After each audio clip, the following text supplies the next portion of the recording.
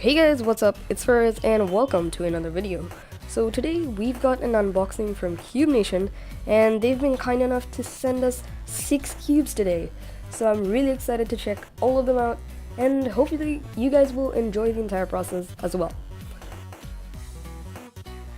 Alright, so first off, we have the YJ Yulong WRM, which is a really exciting puzzle for me because I've been anticipating this for a long time. I've been wanting a GTS 3M without ridges, and this is basically Moyu's answer to all those requests from a lot of fans. I'll get back to this in a little bit, but let's just go over the other cubes in the bag. Looks like we have a lot of Cubenation cards again. So before we carry on, let's take a moment to thank the sponsor of this video, Cubenation. If you guys need any sort of cube related products in Bangladesh, be sure to check them out with the link in the description below. So right here we have a very interesting puzzle in my opinion, which is a YJ Yulong V2 M. Now that name sounds very familiar to this cube, which is the Yulong V2 M, but I'm not sure if it's gonna stack up as far as performance goes. But yeah, we'll see how it actually stacks up in the long run. So let's just set this aside.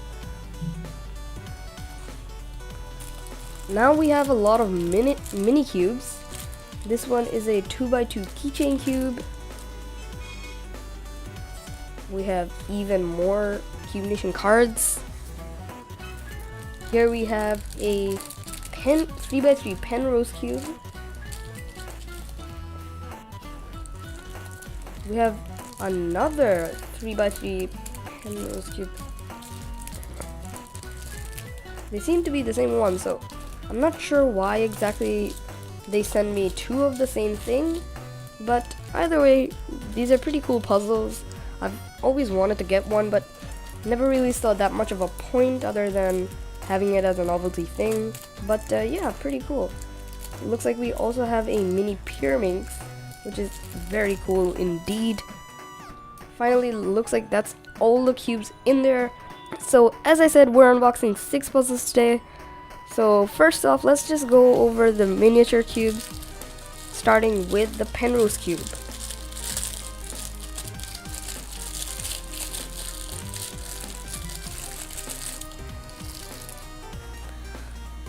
Looks like you get a really nice cute keychain with this to basically be able to connect this with your bag or pencil bag or whatever basically you can hook this onto.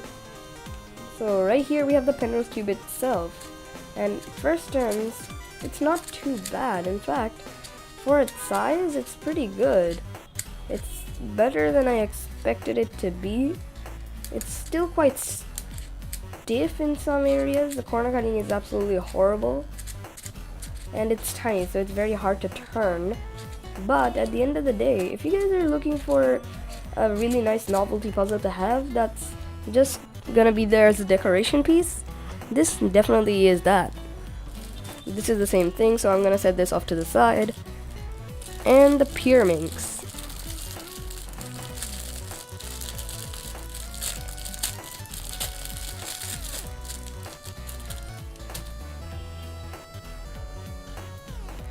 So this one is very interesting.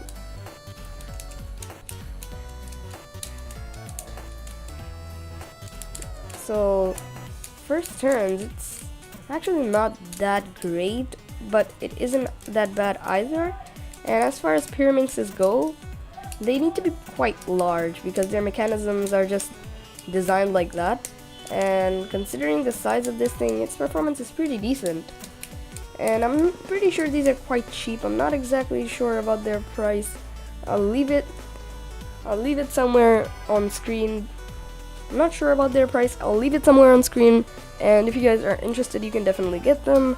And now the miniature cube that I'm most excited about.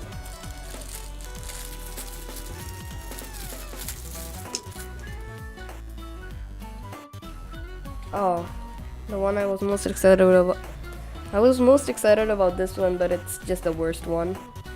It absolutely sucks. Oh god, this is so bad. No. Okay, no, I'm not even gonna. No, don't buy it. Don't buy the 2x2. Buy the other puzzles, they're pretty good.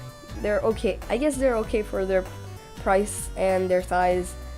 Considering their size and their price, the other three are just fine, but the 2x2 is just absolutely horrendous. Just don't get it. You'll be doing yourself a huge favor. Trust me. Now, let's go on to the YJ Yulong V2 M. So this is something that YJ released, and it's an $8 3x3 that's supposed to be magnetic, which is absolutely astounding considering just recently this was the cheapest magnetic cube, which was about $10, and this thing performs absolutely amazing, which is the Yulong V2 M. And I'm just really excited to see what $10 can get you now. So here you have a pamphlet, and here you have the cube itself.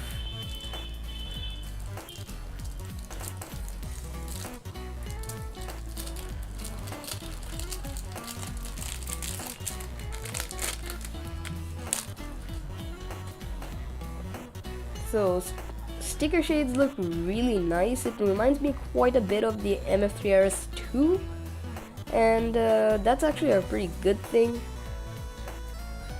Tensions seem to be pretty nice. There are a lot of ridges here, so it looks pretty well designed. So without any further ado, let's just get into first turns.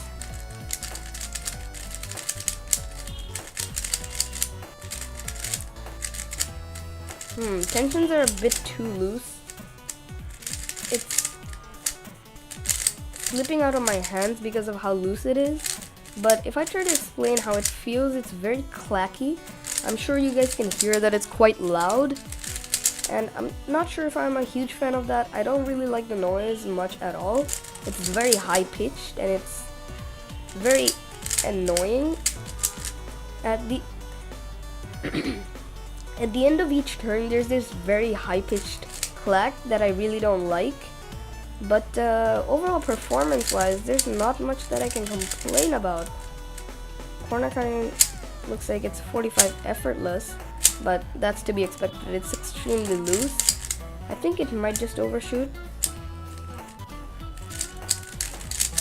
Let's see if it overshoots. And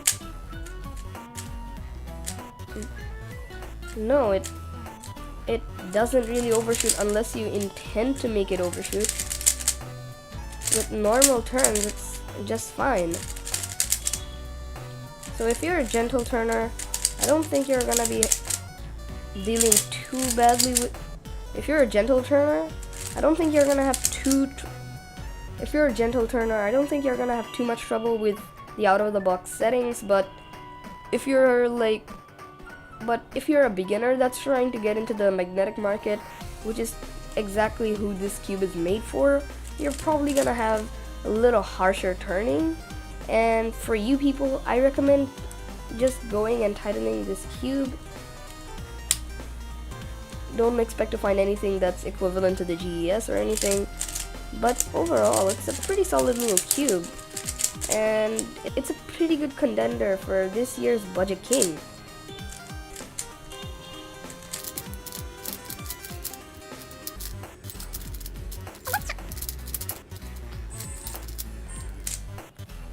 Now, before I just leave this cube, before I put this cube away, one thing that I do want to note is that it's catching a little bit, especially when I'm doing my PLOs. So keep that in mind. Catches can be an annoyance in this cube. Now to the main show. This is what I'm most excited for today.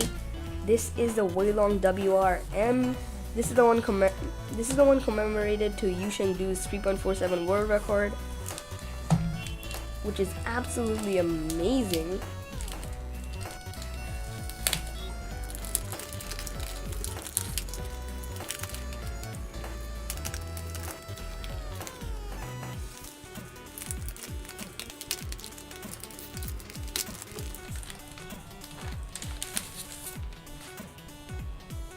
And here we go. Moyu's been doing a really good job with their newer boxes, and yeah, I really like the look of this new box. And here we have the WeiLong WRM, and I have to say, presentation wise, this thing is top notch. So you have a really nice way of pulling out this accessories box, which looks extremely nice. Really good. Kudos to Moyu for making such a nice box. And let's just try and open this thing. First we're gonna have to take off. And now here we have all of the basic tension adjustment systems, different springs, extra magnets. And you also get this really nice screwdriver for tensioning your cubes. So that's it for the accessories box. And here we have the cube itself. So other than the cube, you also find some Team Moyu cards, like always. But yeah, that does it for the box. And here is the cube itself. Alrighty, so here is the WeiLong WRM. And right off the bat, it seems to have a very similar packaging to the WeiLong GTS3 M. It just looks more like a limited edition version. Once again, we have these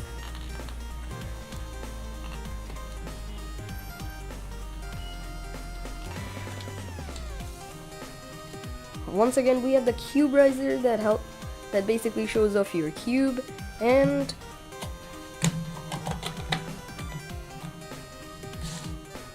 here is the WeiLong WRM. So the sticker so it is a bit dusty, but I'll just wipe that off later. I'll wipe the dust off later. It seems to be stuck on here, but it looks exactly like a GTS3 M, just without ridges. And that's essentially what it is. Its original name was going to be the WeiLong GTS3 MWRLM, I guess. That's what Moyu said, and that would have been too long, so they just kept the name as WRM, which is quite smart, I think. And their naming was at least quite creative. I'm talking to you guys. Change my state of mind. Ladies and gentlemen, Love's so hard to find. we got him.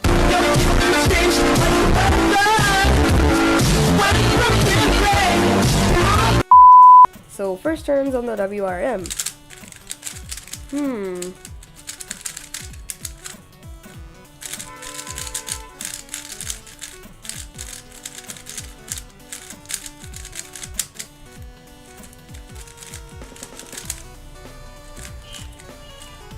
So what I can tell is that the turning is very reminiscent of the GTS3 M, and that's not necessarily a bad thing, because the GTS3 M is really good once you actually set it up really nicely, but this thing is a bit on the cracky loud side.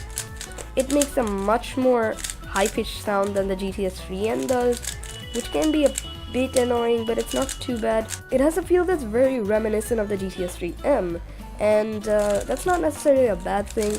It is a tad bit unstable, but it's not overshooting too badly.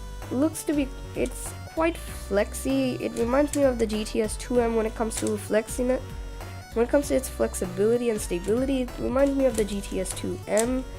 And corner cutting is surprisingly not bad.